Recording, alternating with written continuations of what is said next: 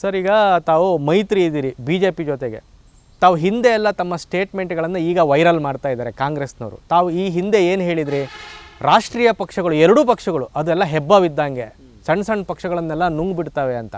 ಈಗ ತಾವು ರಾಷ್ಟ್ರೀಯ ಪಕ್ಷಗಳ ಸಹವಾಸ ಮಾಡ್ತಾ ಇದ್ರಿ. ಈಗ BJP ಹೆಬ್ಬವಾಗಿ ನಿಮ್ಮ JDS ಅನ್ನು ನುಂಗ್ಬಿಟ್ರೆ ಈ ಥರದ್ದೊಂದು ಥ್ರೆಟ್ ಇದೆಯಾ ಪಾರ್ಟಿ? ಇಲ್ಲ, ನಾನು ಹಿಂದೆ ಹಲವಾರು ವಿಷಯಗಳಲ್ಲಿ BJPಯ ನಾಯಕರುಗಳ ಬಗ್ಗೆನೂ ಟೀಕೆ ಮಾಡಿದ್ದೇನೆ, BJPಯವ್ರ ಪಾಲಿಸಿಗಳ ಬಗ್ಗೆನೂ ಮಾತನಾಡಿದ್ದೇನೆ.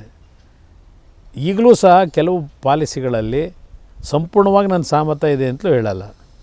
ಆದರೆ ಇವತ್ತು ಈ ರಾಜ್ಯದಲ್ಲಿ ಇರ್ತಕ್ಕಂಥ ರಾಜಕೀಯದ ಬೆಳವಣಿಗೆ ಏನಿದೆ, ಕಾಂಗ್ರೆಸ್ ನಾಯಕರ ನಡವಳಿಕೆ ಏನಿದೆ, ಈ ಸರ್ಕಾರ ಯಾವ ರೀತಿ ನಡೀತಿದೆ, ಅದರ ಹಿನ್ನೆಲೆಯಲ್ಲಿ ಅನಿವಾರ್ಯ ಇವತ್ತು JDS BJPಯ ಹೊಂದಾಣಿಕೆ ಮಾಡಿರ್ತಕ್ಕಂಥದ್ದು. ಇಲ್ಲಿ ತಾವೇನು ಹೇಳಿದ್ರಿ, ರಾಷ್ಟ್ರೀಯ ಪಕ್ಷಗಳ ಬಗ್ಗೆ ನಾವಿಂದ ಈಗೆಲ್ಲ ಮಾತಾಡಿದ್ದೀರಿ ಅಂತ ಏನು ಹೇಳಿದ್ದೀರಿ, ಅದು ನಿಜವೂ ನಡೆದಿದೆ. ಹಲವಾರು ರಾಜ್ಯದಲ್ಲಿ ನಡೆದಿರ್ತಕ್ಕಂಥ ರಾಜಕೀಯದ ಬೆಳವಣಿಗೆ ನೋಡಿದಾಗ ನಡೆದಿರ್ತಕ್ಕಂಥದ್ದು ಇದೆ ನಮ್ಮ ಮುಂದೆ.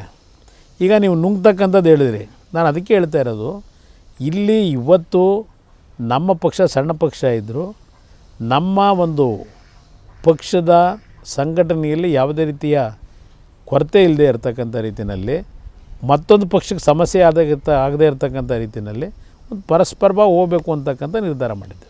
ಸರ್, ನ್ಯೂಸ್ ಫಸ್ಟ್ ನಿರ್ಭೀತಿಯಿಂದ ನಿಮ್ಮ ಪರವಾಗಿ.